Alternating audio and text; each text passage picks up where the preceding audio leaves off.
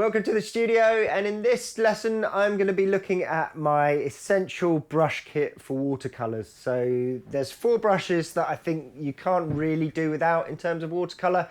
You need a variety, and essentially I'm going to go big brush. Call this a big brush, call this a medium-sized brush, small brush and a rigger.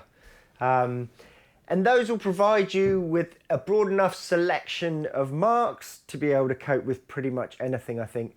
There are lots of different shapes in brushes, lots of different materials that they're made out of, and we'll get into that in other videos. But this is just looking at the 4 essential brushes that I think you need. So let's get into it.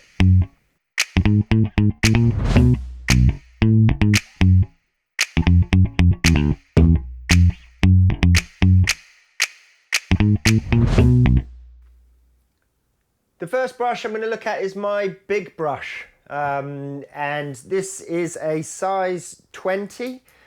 Now when I talk about sizes, they seem to vary quite a lot between manufacturer. So if you refer to an exact size, I call it a size 20. You buy that from a different manufacturer, it might be much bigger, might be a bit smaller. Very difficult unless you're sticking to the same manufacturer to refer to those numbers and be accurate. So as I say, I'm going to refer to this as my big brush. This is a big brush that's obviously going to cover broad areas really quickly. It also helps to loosen you up a bit. If you're trying to paint a little bit of detail, you can use a really big brush just to keep those marks loose. You know, you can be really tight in detail with a tiny brush. With a really big brush, it's going to loosen you up. So just going to show you very quickly some of the marks that you can make with this. So if I get just a little mix of blue on here, mix it on my palette.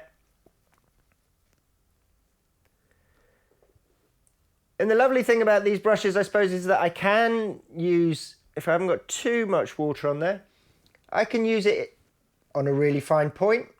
So I could start up here and I can produce quite a thin line for how big that brush is.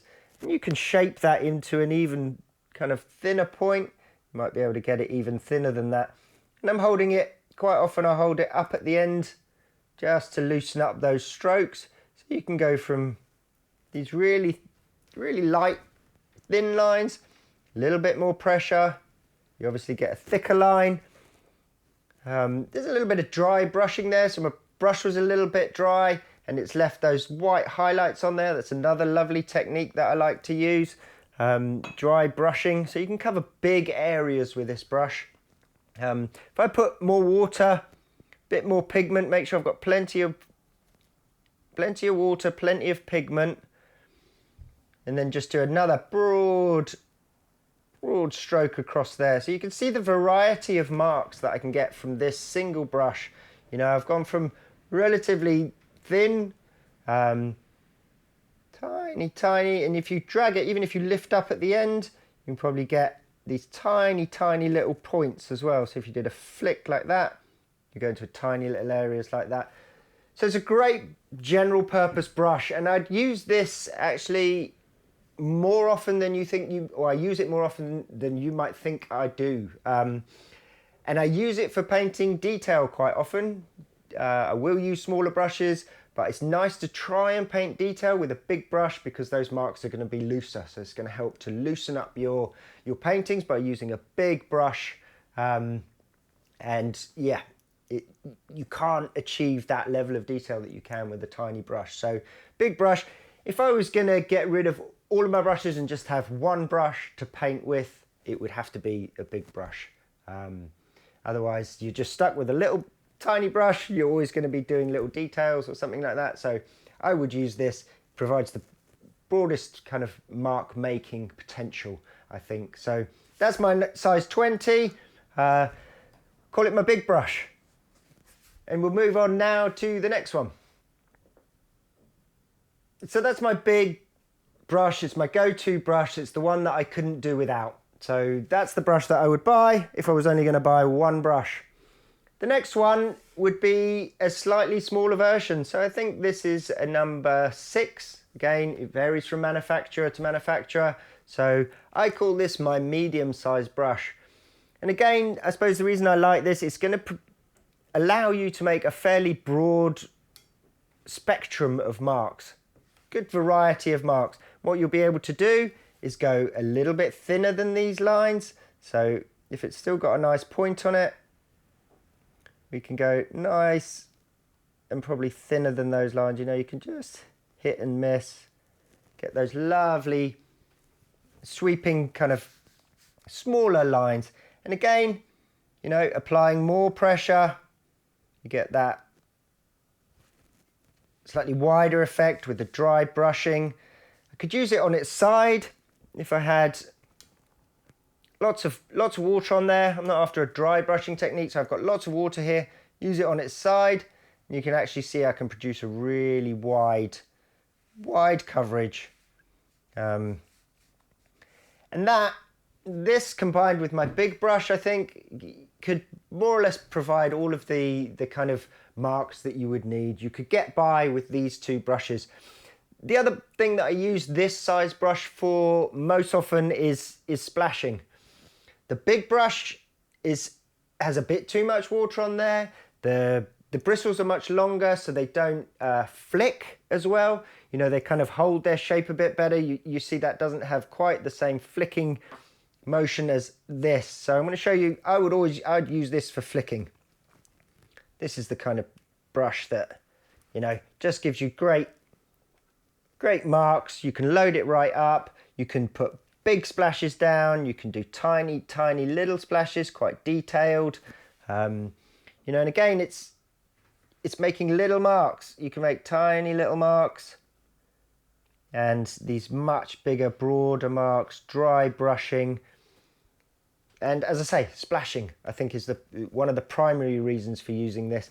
And sometimes when you want to paint a bit of detail, you know, this big brush is going to be too big. There are times when this is just too big. You've got to go into an eye, or you've got to do a little bit of detail, and that's where I'd probably try and use this. So try and start with the biggest brush, work down when I have to. Great brush for painting, for splashing, and that is the middle brush. So I'm going to call that my medium brush. So I've got my big brush, I've got my medium brush. The next one I would add, kind of a choice of the two, I suppose, and don't know, 50-50 as to which one you might want to add. I think I would go for the rigger brush. That's going to provide me with a set of marks that I can't achieve with this one. So I'm going to go with the rigger brush. And the rigger brush, so called because it was used for painting the rigging on ships. It holds a lot of water compared to a similar brush.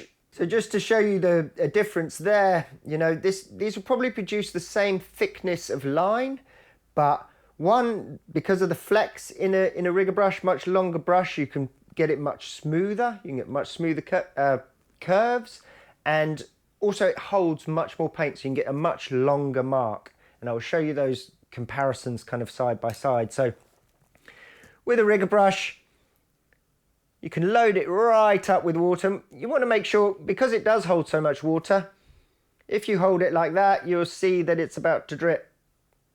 You can get a lot of water building up on the end of a rigger brush.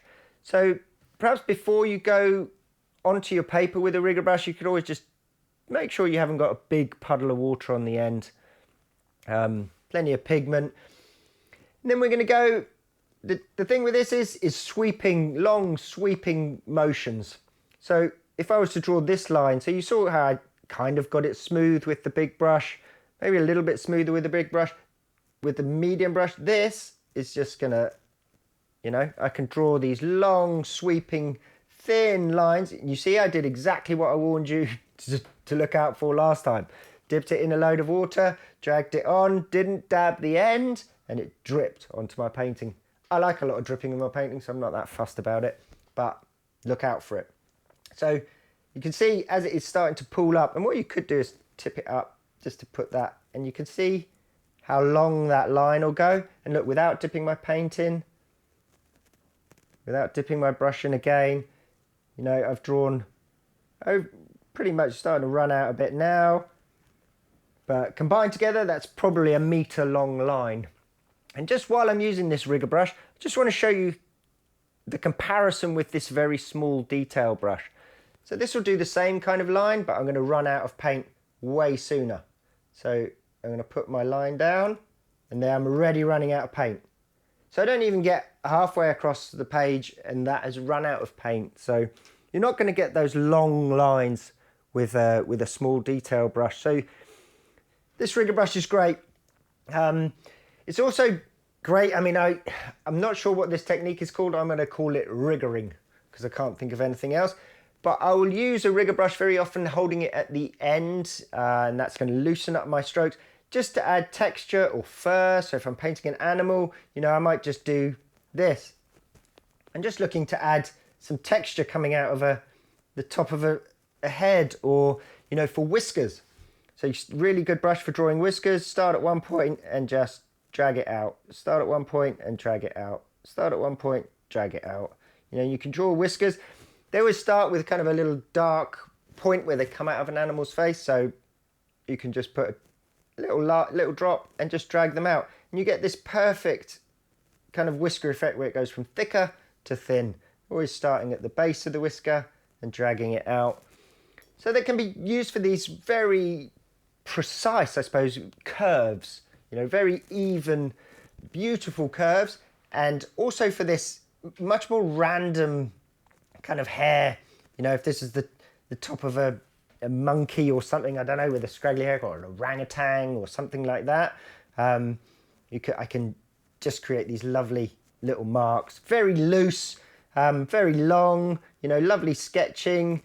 Great for doing tiny little hairs. If you're painting tiny little hairs on an animal, you can do these tiny little marks as well. And what you'll find, you know, I could do that with a really small brush again, but you're going to run out of paint much sooner. So that's the rigger brush. So if I was going to start with 3, they would be those 3. We've got a big one, medium one, and a rigger. I think those would get you most of the marks you want to make. The next one I would probably add is just a tiny little detail brush. And that really is kind of for putting highlights into eyes. You know, you'll get sometimes a tiny bit of white in the corner of an eye or something like that. And that's what I will use this for. So this is, yeah, precise. You know, you're not going to be very loose with a brush this size. It really is about producing these tiny marks wherever you want, you know, the tiniest possible dot that I can in an eye, little reflection, you know. Possibly I might do some tiny hairs. I think I would go to my rigger brush for that, but you could use it for doing tiny little hairs. You can use it like the other brushes, so I could use it on its side and still produce quite a wide mark, but what you're going to find is you run out of paint really quickly. So I've gone from fully loaded brush here, and by the time I'm over here, it's run out of paint. So yeah, so if you're going to go out and you're going to buy a set, that's what I'd go for. Big brush, medium brush, little brush, and a rigger. And that'll get you through pretty much anything. So there's lots more videos on this channel, techniques that I cover in watercolours, looking at brushes, all sorts of things. So go and have a look, and I hope I see you again.